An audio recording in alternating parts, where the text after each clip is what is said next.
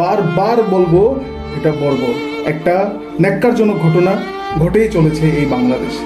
হ্যাঁ, আমি বাংলাদেশ নিয়ে কথা বলছি। যারা এপারে বাঙালি হিসাবে আছেন ভারতের মধ্যে, আপনারা একবার চিন্তা করবেন যে কেন ছাই মেখে আপনাদের মা বোনেদের বাংলাদেশ থেকে নিয়ে আসতে হয়েছিল, কেন এই জমিদারি থেকে শুরু করে আপনাদের জমি ভিটা ঘর, আপনাদের জায়গা, আপনাদের সম্পদ সেখানটায় ছেড়ে আপনাদের ফিরে আসতে হয়েছিল এই ভারত ভূমিতে।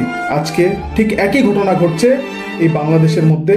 আজকে এই একই ঘটনা মৌলবাদী, কট্টর মৌলবাদী, তার পিছনে কারণ এই মৌলবাদীর প্রতিবাদে প্রত্যেকটা মানুষ সজাগ হিসাবে সেই প্রতিবাদ জানানো এবং সবাই মিলে এই ন্যাক্কারজনক ঘটনার বিরুদ্ধে রুখে দাঁড়ানো উচিত।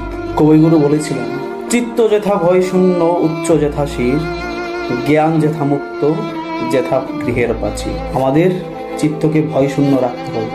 আর চিত্তকে যদি ভয় শূন্য রাখতে চাই, চিত্তকে ভয় শূন্য করে এই ন্যাক্কারজনক ঘটনার প্রতিবাদ জানাতে হবে, যে ন্যাক্কারজনক ঘটনা প্রতিনিয়ত এই বাংলাদেশে ঘটে চলেছে এই মৌলবাদীদের দ্বারা।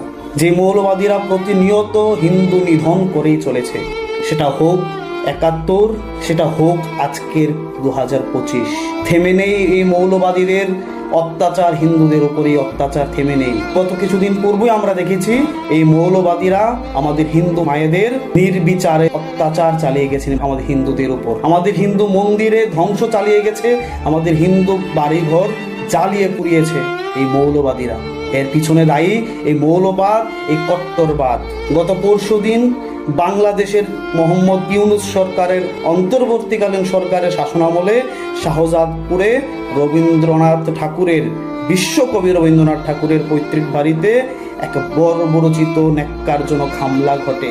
যে রবীন্দ্রনাথ শুধু বাংলাদেশের নয়, শুধু বাংলার নয়, শুধু বাঙালির নয়, গোটা বিশ্বের বিশ্বকবি, গোটা বিশ্ব তাকে মানে। তিনি শুধু বাংলার জন্য লিখেননি, তিনি শুধু বাঙালির জন্য লিখেননি, তিনি লিখেছেন তো গোটা বিশ্বের জন্য লিখেছেন।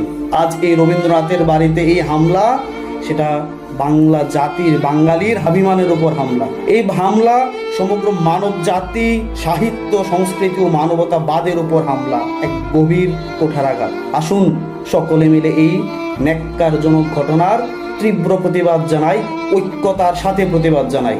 যে বিশ্বকবি দুটা ন্যাশনাল অ্যান্থেম গাইল, এই বিশ্বকবির বাড়িতে এই ধরনের ন্যাক্কারজনক ঘটনার আমরা সকলে মিলে তীব্র প্রতিবাদ জানাই। এবং আসুন, যারা রবীন্দ্রনাথকে প্রাসঙ্গিক মানেন, আজকের দিনেও যারা প্রাসঙ্গিক মানেন, সবাই এগিয়ে আসুন। বারবার বলবো, এটা বর্বর একটা ন্যাক্কারজনক ঘটনা ঘটেই চলেছে এই বাংলাদেশে।